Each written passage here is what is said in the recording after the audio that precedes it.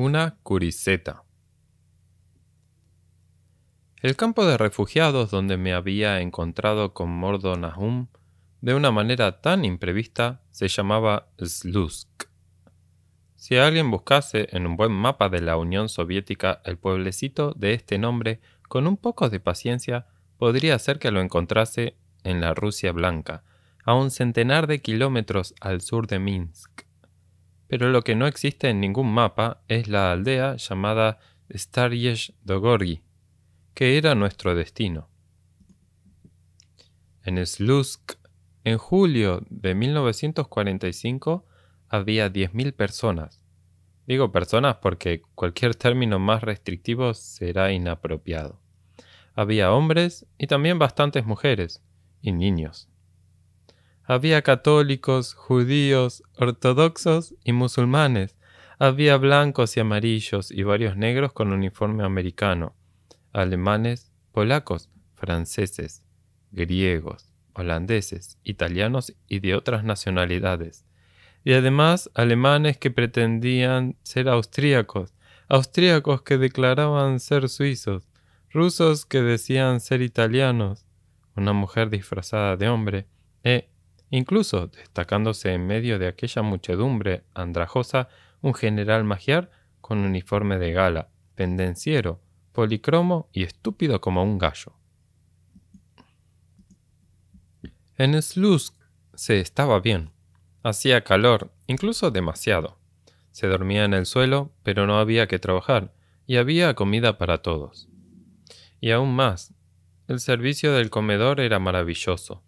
Los rusos lo confiaban, por rotación, una semana a cada una de las principales nacionalidades representadas en campo. Comíamos en un amplio local, luminoso y limpio. Cada mesa tenía 8 cubiertos. Bastaba con llegar a la hora y sentarse sin controles, ni turnos ni colas, e inmediatamente llegaba la procesión de cocineros voluntarios, con comidas sorprendentes, pan y té. Durante nuestra breve estancia eran los húngaros quienes estaban en el poder.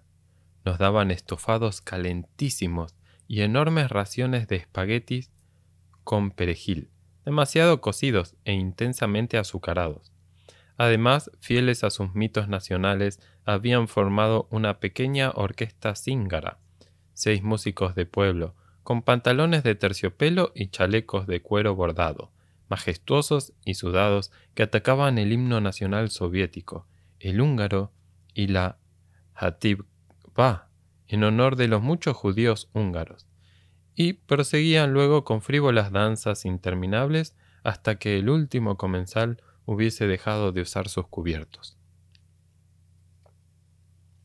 El campo no estaba cercado, estaba constituido por edificios ruinosos, de 1 o 2 pisos, alineados a los 4 lados de una amplia explanada llena de hierba, probablemente la antigua plaza de armas. Bajo el sol ardiente del cálido verano ruso, aparecía constelado de durmientes, de gente ocupada en quitarse los piojos, en remendarse los harapos, en guisar sobre hogueras encendidas en cualquier parte y animados por grupos más vitales que jugaban a la pelota o a los bolos.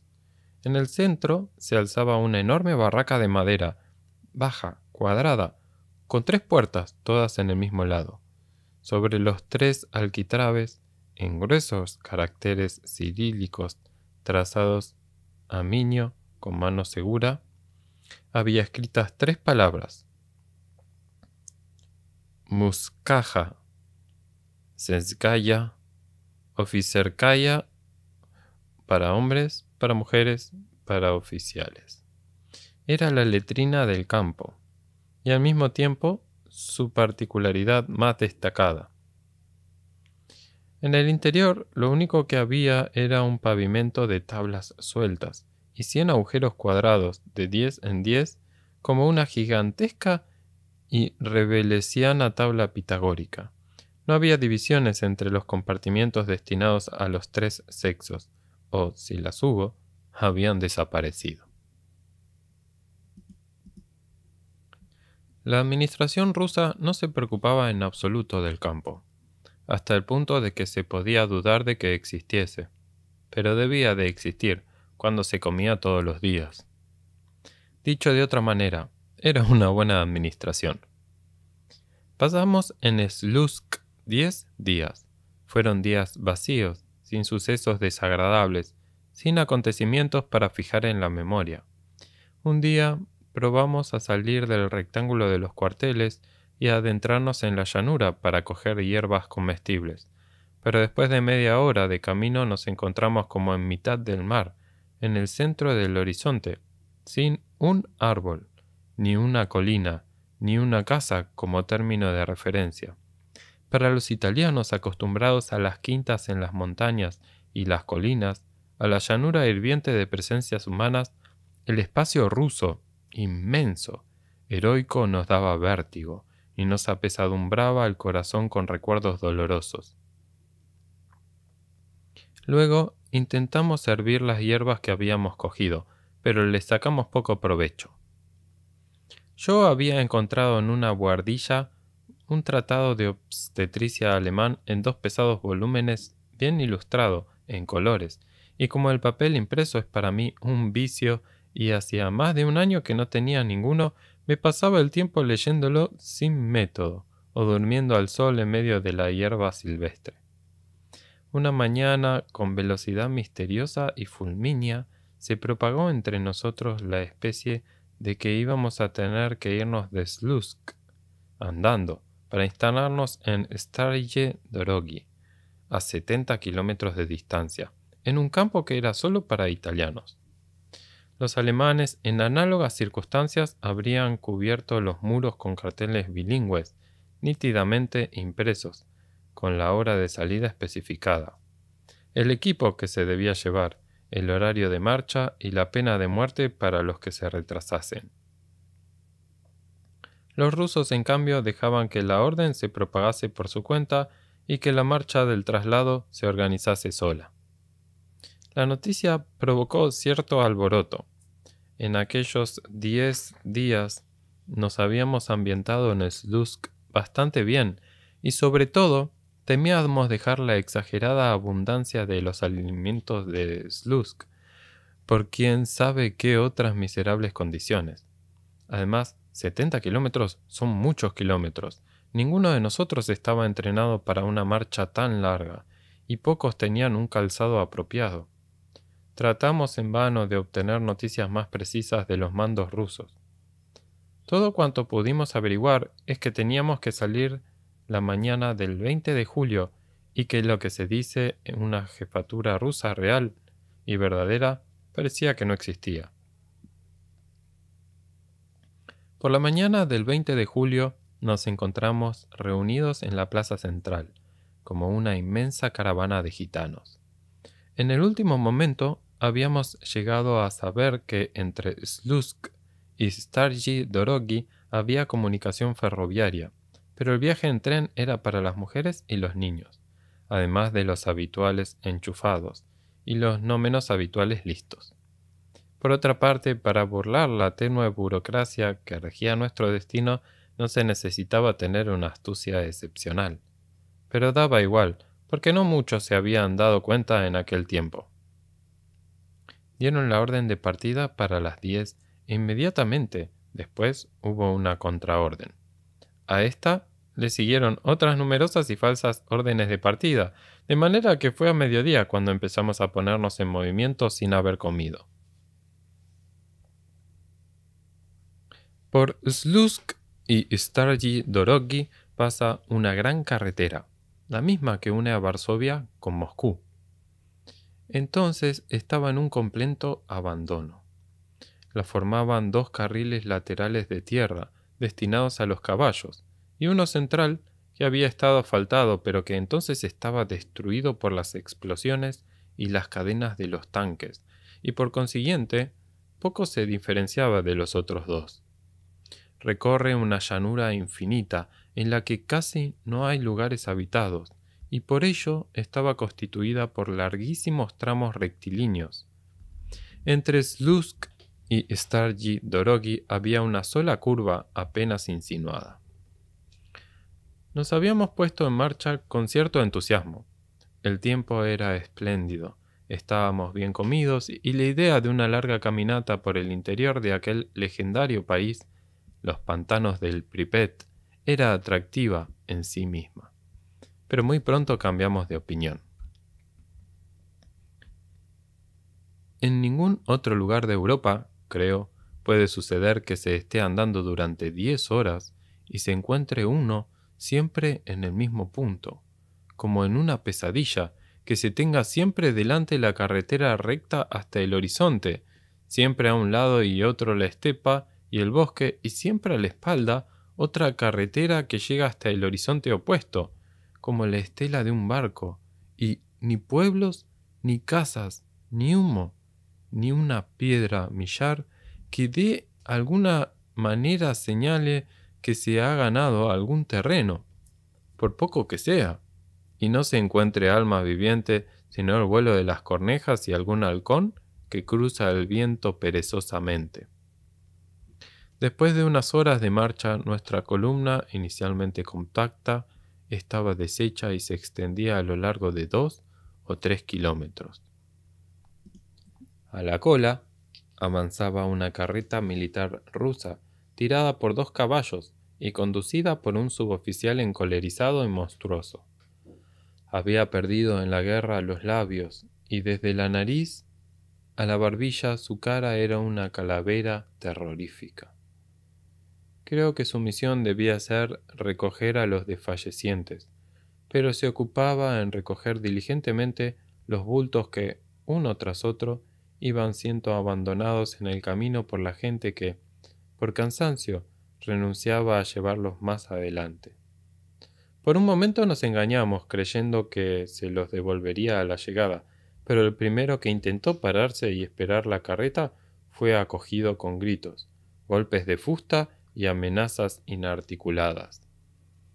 De esta manera terminaron los 2 volúmenes de obstetricia que constituían, con mucho, la parte más pesada de mi equipaje personal. Al atardecer, nuestro grupo se había quedado solo. A mi lado iban el dulce y paciente Leonardo, Daniel, cojeante y encolerizado por la sed y el cansancio, el señor Humbert Dorben, con un amigo suyo triestino, y naturalmente Césare. Nos paramos a tomar aliento en la última curva que interrumpía la feroz monotonía de la carretera. Allí había una choza sin techo.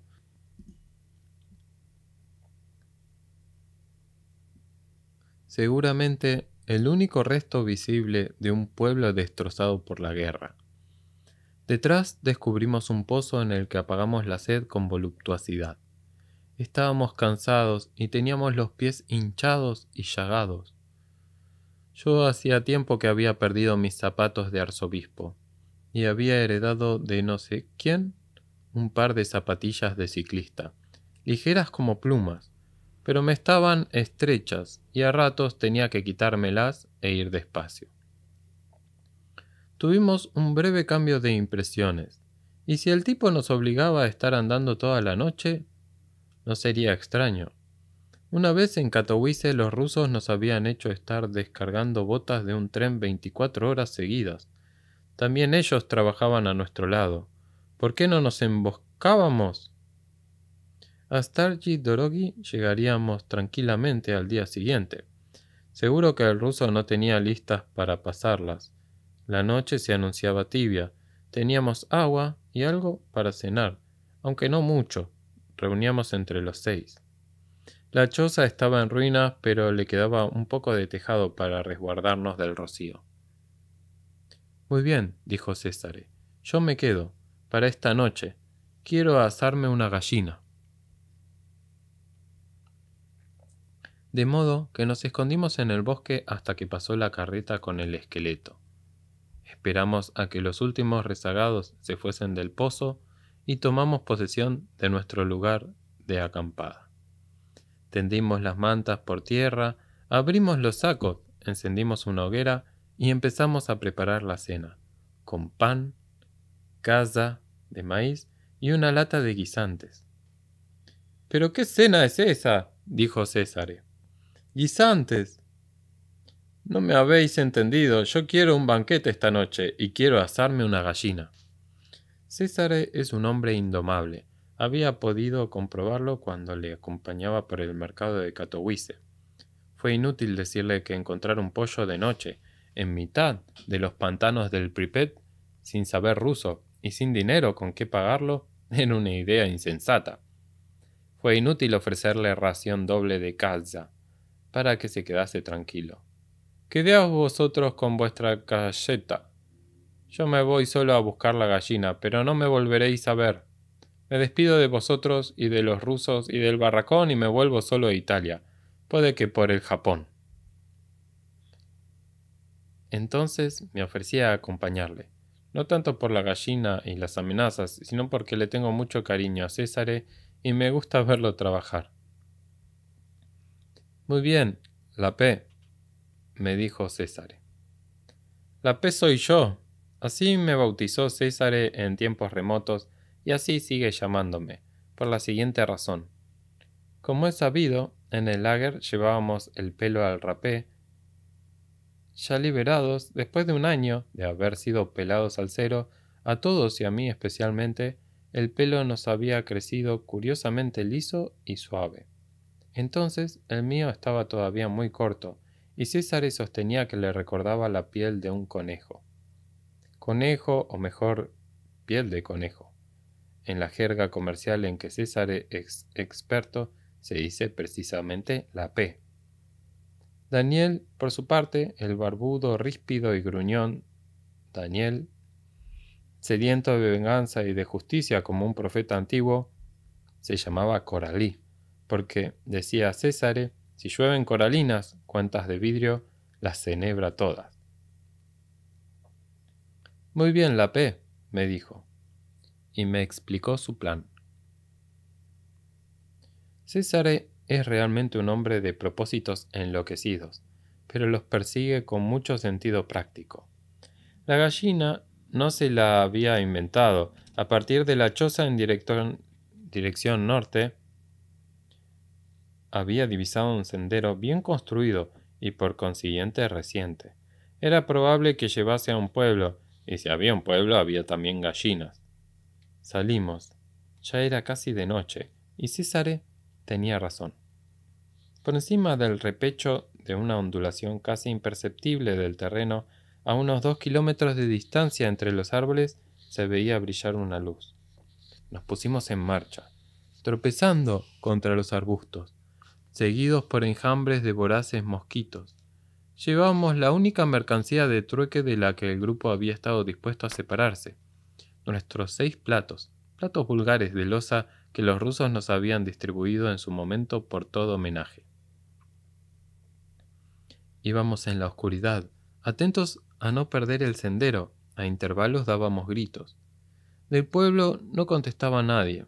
Cuando estuvimos a un centenar de metros, César se detuvo, tomó aliento y gritó: rusotes! Somos amigos italiansky. ¿Tendréis una gallinita para venderos? La respuesta llegó: un relámpago en la oscuridad, un golpe seco y el silbido de una bala unos metros sobre nuestras cabezas. Yo me eché a tierra, despacito para no romper los platos, pero César estaba furioso y se quedó de pie. ¡Ah, malditos! Os he dicho que somos amigos. ¡Hijos de mala madre! No me hagáis hablar. Una gallinita es lo que queremos, no somos bandidos, no somos deutsches, somos italiansky. No hubo más disparos, y ya se entreveían perfiles humanos sobre el repecho. Nos acercamos cautamente, César delante, que continuaba su discurso persuasivo, y yo detrás, dispuesto a echarme a tierra otra vez. Por fin llegamos al pueblo. No había más de 5 o 6 casas de madera en torno a una plaza minúscula, y en ella esperándonos estaba toda la población. Una treintena de personas, en su mayoría viejas campesinas, más los niños, los perros, todos visiblemente alarmados. Sobresalía de la pequeña multitud un viejo alto y barbudo, el del disparo. Todavía tenía el mosquetón en la mano. César consideraba que se había terminado su papel, que era el estratégico, y me llamó a mi deber. Vamos, te toca a ti. ¿A qué esperas? Anda, explícales que somos italianos, que no queremos hacer daño a nadie, y que queremos comprar una gallina para asarla. Aquellas gentes nos miraban con una curiosidad desconfiada. Parecía que se habían persuadido de que, a pesar de ir vestidos como dos evadidos, no debíamos de ser peligrosos. Las viejas habían dejado de chillar y hasta los perros se habían tranquilizado. El viejo del fusil nos hacía preguntas que no entendíamos. Yo, de ruso, no sé más que un centenar de palabras, y ninguna se adaptaba a la situación con la excepción de italiansky. Repetí varias veces italiansky hasta que el viejo empezó a decir italiansky en beneficio de los circunstantes. Mientras tanto, César, más concreto, había sacado 2 platos del saco, había colocado 5 extendidos en tierra como en el mercado y tenía el sexto en la mano, dándole golpecitos con la uña en el borde, para que se escuchasen cómo sonaba. Las campesinas miraban divertidas y llenas de curiosidad. «Tarelki», dijo una. «Tarelki, da», contesté yo, contento de haber aprendido el nombre de la mercancía que estaba ofreciéndoles, a la que una de ellas tendió una mano nerviosa hacia el plato que César estaba enseñándoles. ¿Qué es lo que crees?, dijo éste, retirándolo velozmente. «No los regalamos», y se volvió a mí como una víbora. «¿Pero qué es lo que estaba esperando para pedirles la gallina a cambio? ¿De qué me servían mis estudios?» Yo estaba muy embarazado. El ruso dicen que es una lengua indoeuropea y los pollos debían ser conocidos por nuestros comunes progenitores en época ciertamente anterior a su subdivisión en las diversas familias étnicas modernas. Isfretus, quiero decir, sobre estos sólidos cimientos probé decir pollo y pájaro de todas las formas que sabía, pero sin ningún resultado visible. César también estaba perplejo. César, en lo íntimo de su corazón, nunca se había convencido realmente de que los alemanes hablasen alemán y los rusos ruso, más que por una extravagante malignidad. Por eso estaba persuadido también de que solo por un refinamiento de esta malignidad fingían no comprender el italiano. Malignidad o una ignorancia extrema y escandalosa, pura barbarie. No había más posibilidades. Y su perplejidad iba convirtiéndose en rabia rápidamente. Protestaba y lanzaba maldiciones. ¿Era posible que fuese tan difícil entender lo que es una gallina y que queríamos cambiarla por 6 platos? ¿Una gallina de esas que van por ahí escarbando con el pico y con las patas en el suelo haciendo cocodé? Y sin mucha fidelidad, torvo y enfurruñado, hizo una pésima imitación de las costumbres de los pollos, agachándose hasta el suelo, raspándolo primero con un pie y luego con el otro, picoteando acá y allá con la mano en forma de cuña. Entre una maldición y otra, decía también cocodé, pero, como es sabido, esta interpretación del verso gallinacio es muy convencional. Circula exclusivamente en Italia y no se entiende fuera de ella. El resultado fue nulo. Nos miraban con ojos atónitos y nos tomaban por locos con toda seguridad, porque ¿con qué intención habíamos llegado de los confines de la tierra a hacer misteriosas payasadas en su plaza? Ya furibundo, César se esforzó hasta poner un huevo, y mientras tanto los insultaba de maneras fantásticas, haciendo con ello mucho más oscuro el sentido de su presentación. Ante aquel espectáculo fuera de lugar, la charla de las comadres subió una octava y se convirtió en un rumor de avispero perturbado. Cuando vi que una de las viejas se acercaba al barbudo y le hablaba mirándonos nerviosa, me di cuenta de que la situación era comprometida. Hice levantarse a César de sus posturas antinaturales. Lo tranquilicé y con él me acerqué al hombre. Le dije: «Venga, por favor», y lo llevé junto a una ventana desde la cual la luz de una linterna iluminaba bastante bien un rectángulo del terreno. Aquí, y penosamente consciente de las muchas miradas sospechosas, dibujé en el suelo una gallina completa con todos sus atributos, incluido un huevo debajo de ella para mayor especificación. Luego me levanté y dije: «Vosotros platos, nosotros comer». Siguió una breve consulta. Luego saltó del grupo una vieja, con ojos brillantes de gozo y astucia. Avanzó 2 pasos y con voz cascabeleante pronunció: «¡Cura! ¡Curitza!». Estaba muy orgullosa y satisfecha de haber sido quien resolviese el enigma. De todas partes estallaron risas y aplausos y voces de «¡Curitza! ¡Curitza!», y hasta nosotros batimos palmas, presas del juego y del entusiasmo general. La viejecilla se inclinó como una actriz al terminar su papel. Desapareció y volvió a aparecer con una gallina en la mano ya desplumada. La balanceó burlonamente bajo la nariz de César como contraprueba, y como vio que éste reaccionaba favorablemente, soltó la presa, recogió los platos y se los llevó.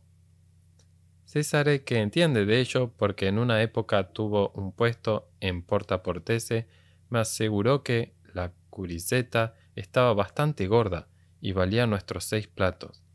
La llevamos a la cabaña, despertamos a los amigos que ya se habían dormido, volvimos a hacer fuego, guisamos el pollo y nos lo comimos sin platos, que ya no teníamos.